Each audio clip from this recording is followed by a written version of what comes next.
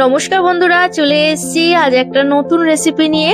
আজ আমি বানাবো শীতের স্পেশাল করলা পিঠে। আর দেখতেই পাচ্ছেন করলা বানিয়ে ফেলেছি একদম পিঠে বানিয়ে। এই পিঠেগুলো দেখতে যেমন যতটা লোভনীয় হয় আর খেতেও কিন্তু ততটাই সুন্দর। আর এরকম পিঠে কার না পছন্দ করে। তাহলে চলুন শুরু করা যাক। প্রথমে আমি নারকেলের ছাইটা বানিয়ে নেবো, তাই কড়াই বসিয়ে দিয়েছি। দিয়ে দিচ্ছি নারকেল কোড়া, বেশ অনেকটা পরিমাণ নারকেল কোড়া দিয়ে দিলাম। দিয়ে দেব এক বাটির মতো খেজুরের গুড়। আর এবার গ্যাসটাকে অন করে দেব। গুড়টা কিন্তু একদমই শক্ত, তাই কোনো অসুবিধা হবে না। গ্যাসটা আর নারকেলের ছাইটা বানিয়ে নেব। খুন্তি দিয়ে একটু নেড়ে চেড়ে দিচ্ছি। গুড়টা কিন্তু হয়ে গেছে আর নারকেলের ছাই কিন্তু হয়ে আসছে। আর খুন্তি দিয়ে এইভাবে আমি নেড়ে চেড়ে দিচ্ছি। ছাইটা কিন্তু হয়ে গেছে। এবার গ্যাসটাকে অফ করে দেব আর নামিয়ে রাখছি। করলা পিঠে বানানোর জন্য একটা ডিপ ফ্রাই প্যান নিয়ে নিয়েছি। দিয়ে দিলাম 1 গ্লাস জল। গ্যাসটাকে অন করে দিলাম। পরিমাণ মতো নুন দিয়ে দিচ্ছি। দিয়ে দেব গ্রিন ফুড কালার, যেহেতু করলা পিঠে তাই কিন্তু সবুজ লাগবে।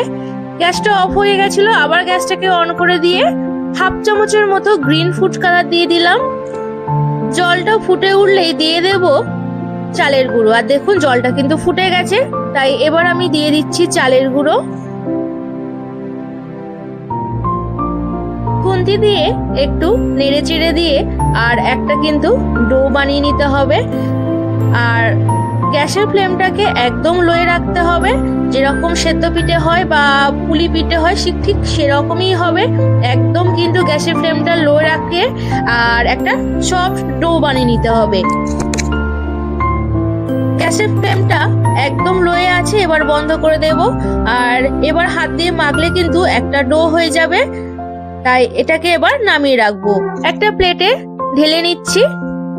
ঢেলে নেওয়ার পরে হাত দিয়ে ভালো করে মাখিয়ে নিচ্ছি।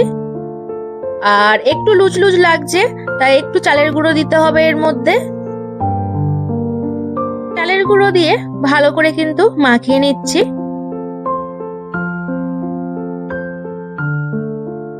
এটা মাখানো হয়ে গেছে, এবার লেচি করে নিচ্ছি।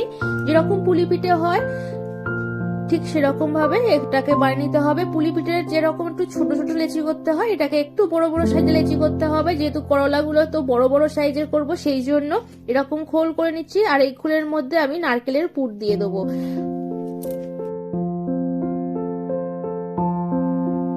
এইভাবে মুখটাকে জুড়ে দিলাম। একদম খুব সহজভাবে করে দেখাচ্ছি, আপনাদের কোনো অসুবিধা হবে না। আর দুটো আঙুল দিয়ে এইভাবে টিপ টিপ করে কেটে কেটে দিচ্ছি। যেরকম করলার খাঁজ কাটা কাটা থাকে ঠিক সেরকম করে দিচ্ছি। আর মাঝখানের সাইডেও এরকম টিপ টিপ করে খাঁজ কাটা করে দিচ্ছি। হাতে যদি অসুবিধা হয় একটু চালের গুঁড়ো দিয়ে দেবেন। দেখতে কত সুন্দর লাগছে, একদম হুবহু করলা। যতটা পারবেন চেষ্টা করবেন খাঁজগুলোকে একটু ঘন ঘন করে দেওয়ার। চামচের পেছনের অংশ দিয়ে এইভাবে একটু দাগ করে দিচ্ছি, দেখতে ভালো লাগে। আর করলার গায়েও কিন্তু এরকম দাগ থাকে। এটা হয়ে গেছে, এটাকে বানিয়ে নিয়েছি। আর এইভাবে আমি সবকটাকে বানিয়ে নেব।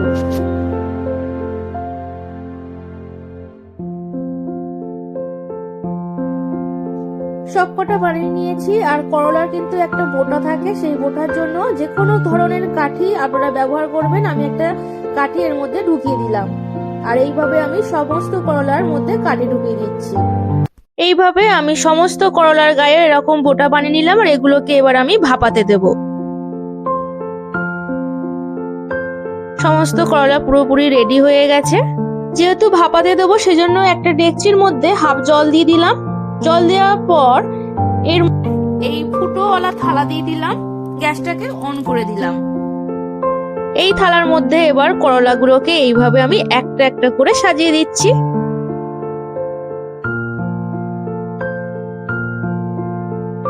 করলা দেওয়ার পর একটা ঢাকনা দিয়ে ঢেকে দেবো। প্রায় 10 মিনিটের মতো এগুলোকে আমি সেদ্ধ হতে দেব। 10 মিনিটের পর আমি খুলে দেখবো এটা সেদ্ধ হয়েছে কিনা। দেখুন দারুণ কিন্তু সেদ্ধ হয়েছে, প্রচুর ভাপ উঠছে। গ্যাসটাকে এবার অফ করে দেবো, এটাকে এবার নামিয়ে রাখবো। একটা প্লেটে নামিয়ে রেখেছি। দেখুন তো কত সুন্দর লাগছে, হুবহু করলা না? আমার তো দারুণ লাগছে। একটা পিঠে আমি কেটে আপনাদেরকে দেখাচ্ছি কতটা সুন্দর লাগছে। দেখুন এতটা নরম হয়েছে, এই দেখুন দেখতে কত সুন্দর লাগছে না?